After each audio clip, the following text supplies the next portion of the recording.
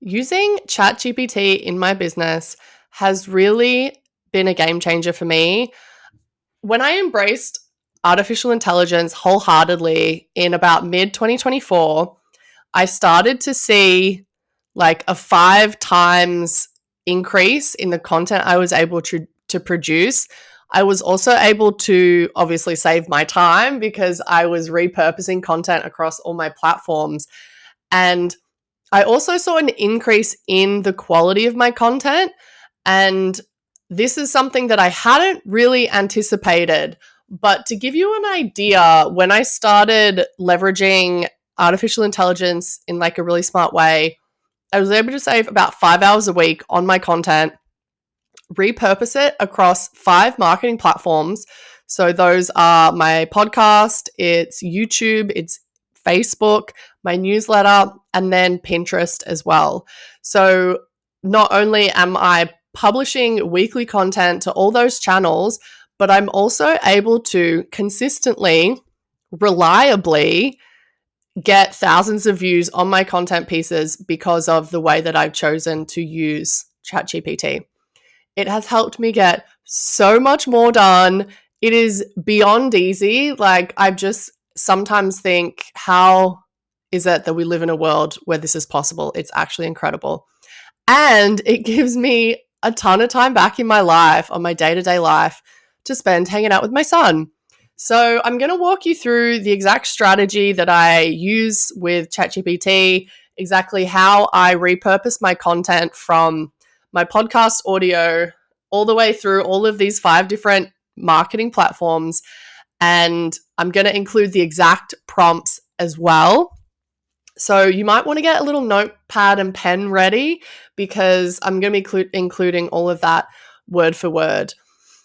I would say, the biggest thing about artificial intelligence was that it was like, that phrase to me is really scary. And I think of like the Will Smith movie about iRobot, like back in the early 2000s. It's just like, so I just don't really, that phrase does not compute with me on like how I'm using the ChatGPT in the way that I am currently. And I'm going to walk you through all of that right now. And by the way, all of this entire strategy, I've actually written out for you in my business blueprint. So if you have the business blueprint, just go and look up my the topic, how I use ChatGPT in my business. If you don't have my business blueprint yet, then you definitely want to think about getting it. So it's my brand new, super high value, ultra free tool that I created just for you.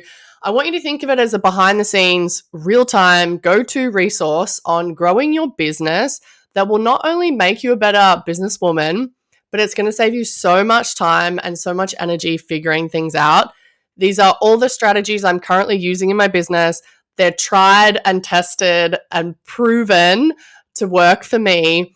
And they've also helped me become a top 10% podcast host, a sought after public speaker, an in-demand business mentor and coach. And I update it weekly with tips and step-by-step guides. So as my podcast develops and I share more tips and more business insights that I'm learning, I'm also updating my business blueprint.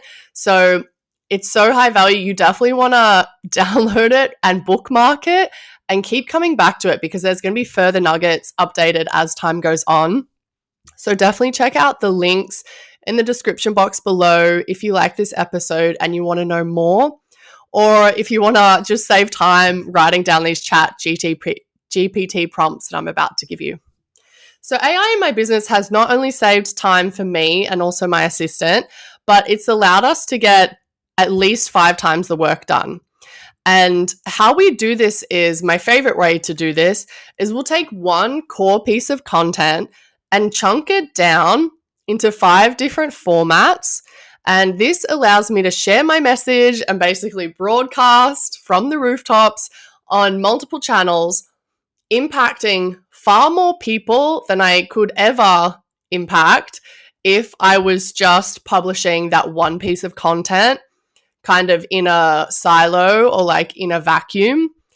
And the one thing I will say kind of about ChatGPT is you can get incredible output from it, even if the input that you give it is yours, you always want to make sure that you're editing and proofreading and just checking for grammatical errors, checking for any type of inconsistency that doesn't really sound like you. So I want to begin on what our first step is.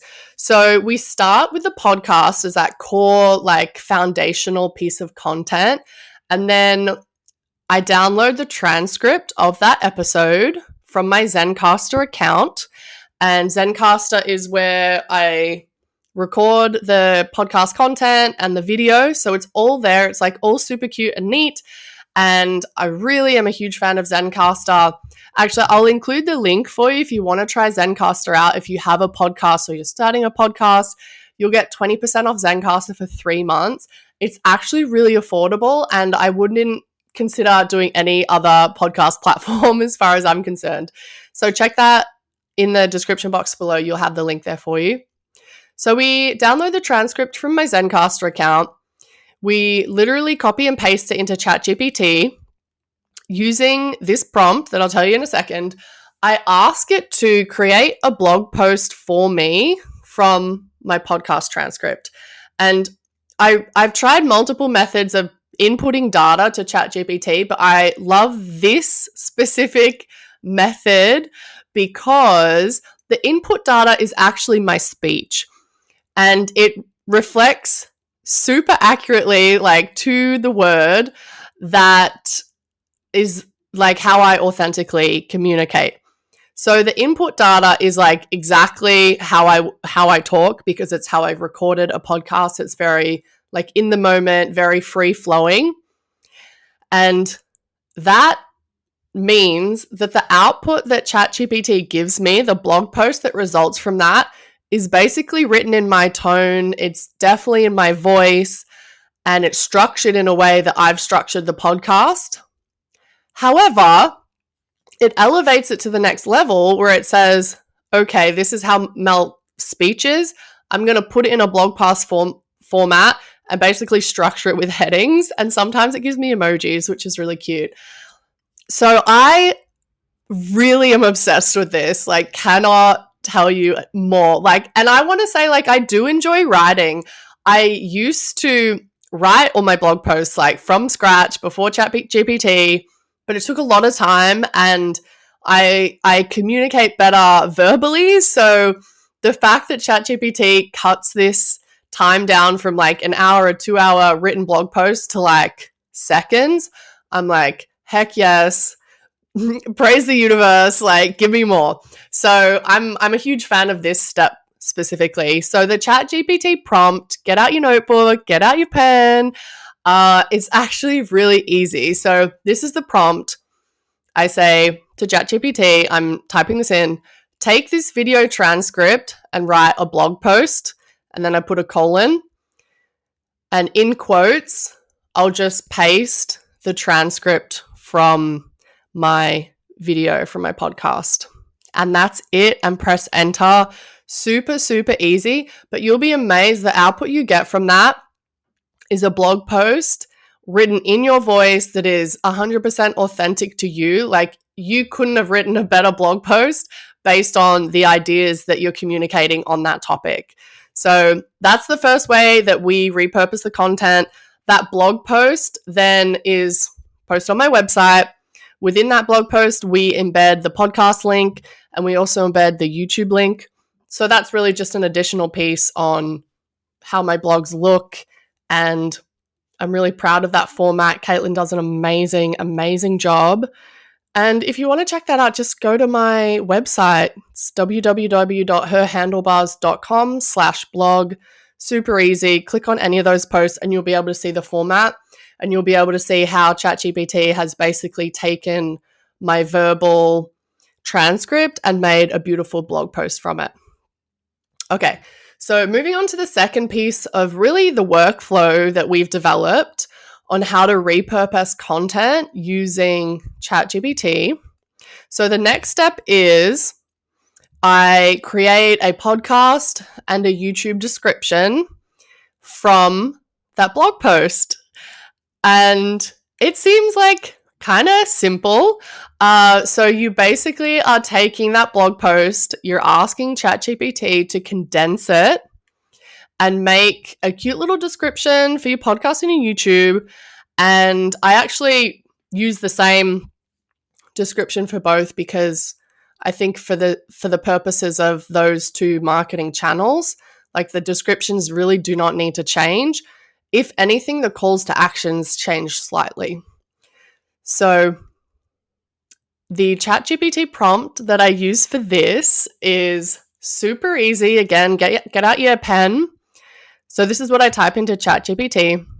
Take that blog post and write a short, story-based, SEO optimized, and compelling YouTube description. The output is going to be a really high level condensed version of that blog post. It's going to tell you what it's about, what's included, and then it's going to list like a couple things that you're going to learn from it. That's just the way that the structure is. And then from that, I'll just kind of proofread it, make any like changes to the wording. And then I'll add my call to actions. So my call to actions in YouTube are typically download my business blueprint to learn more or book a business consultation with Mel. My podcast call to actions are slightly different. They'll be check out my blog. Here's the link.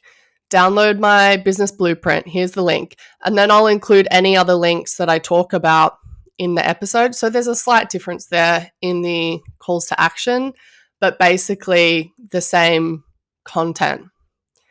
The next way, so this is going to be the third way that we use ChatGPT to create and repurpose content across a platform, is to create Pinterest pin descriptions. ChatGPT actually does really well at making Pinterest pin descriptions, again, from inputted data.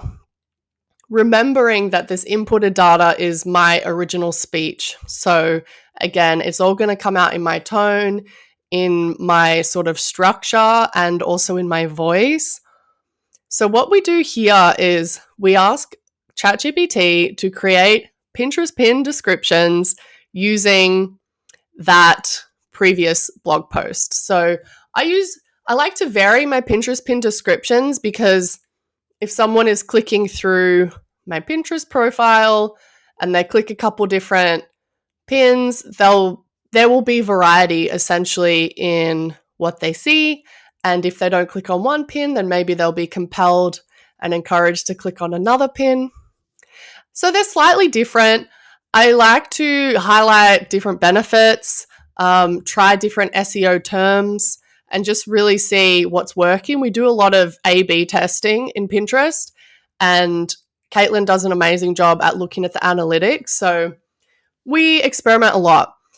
So here's the prompt. I want you to get your pen out again. And the prompt that I enter into ChatGPT is take that description and write 4 Pinterest pin descriptions with SEO optimized titles. Again, it's going to send out or give you the output of 4 Pinterest pin descriptions, which again, because this is a different platform, all of our content should be specific to the platform that we're posting on. So I wouldn't post a blog post in a Pinterest pin description the same way that I wouldn't post a blog post format like on my YouTube description.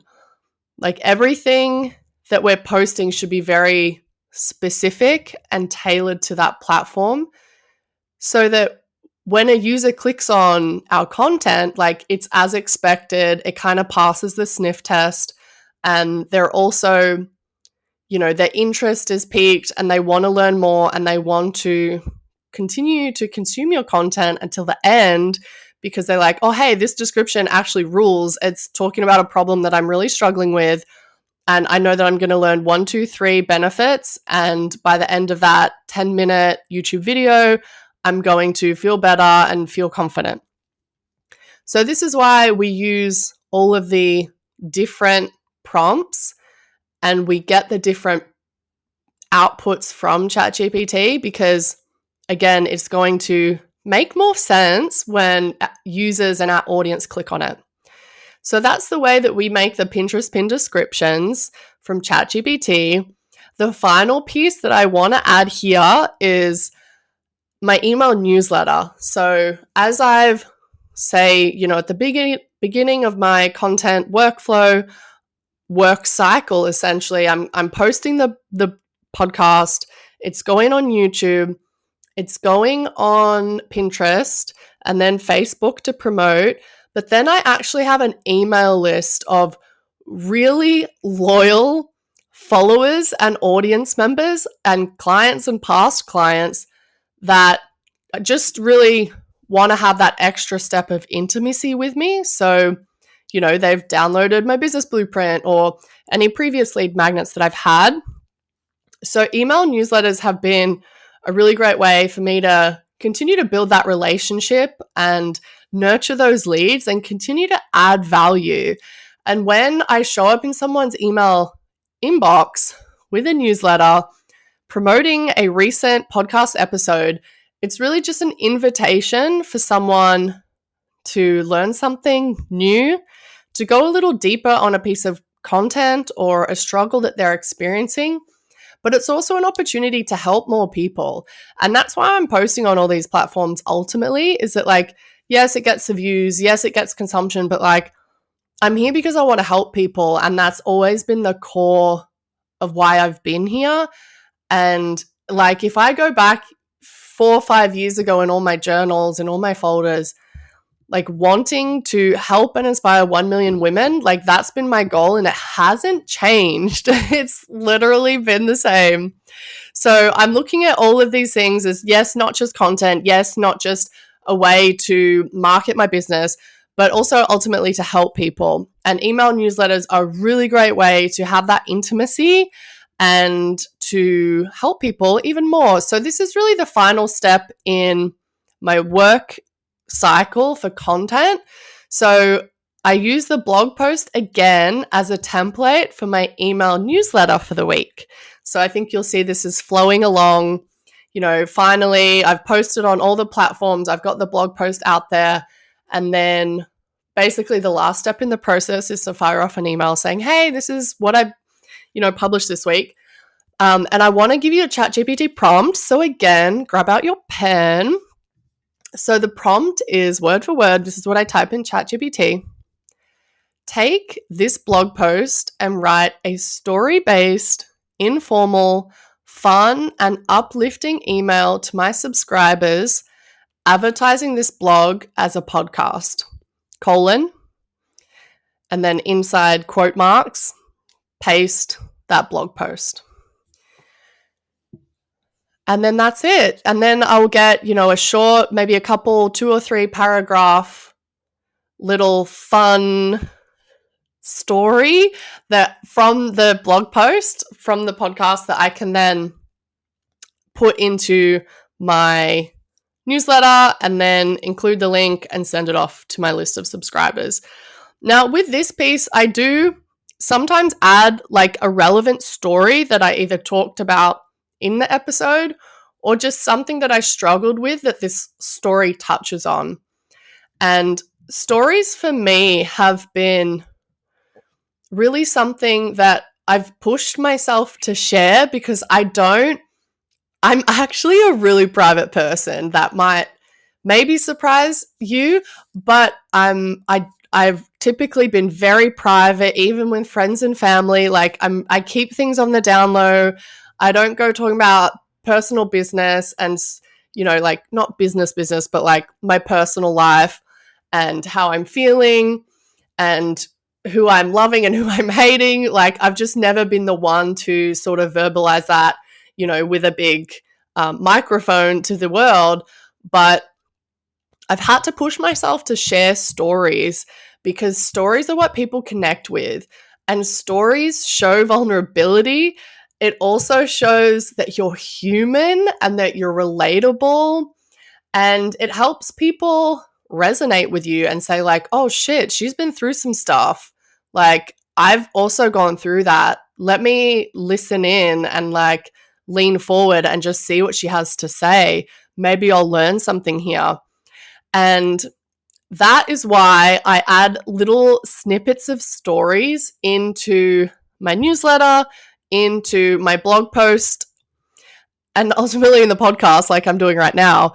And it has helped me communicate better. And I think just like showing someone an example of what you're talking about is like so helpful. Like for me, if someone's preaching something at me, I'm like, dude, whatever. Just tell me about a time when this happened to you and how you overcame it and what you did so I can practically apply that in my life. And that's just how I approach things. So that is really the summary of how I use ChatGPT in my business. Actually, one piece that I want to just kind of add to that, I usually post on Facebook before I broadcast my email newsletter, and that is almost exactly the same as what my email newsletter copy is.